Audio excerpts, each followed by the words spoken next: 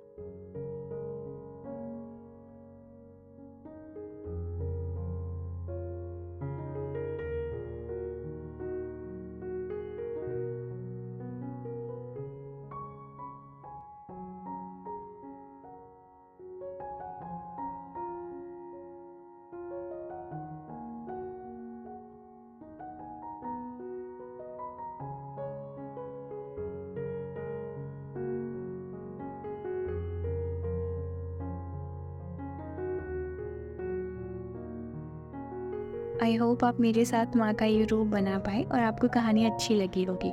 अगर अच्छी लगी हो तो सब्सक्राइब कर लीजिएगा और अगली वीडियो में हम सुनेंगे माँ के अगले रूप की कहानी। जय माता दी।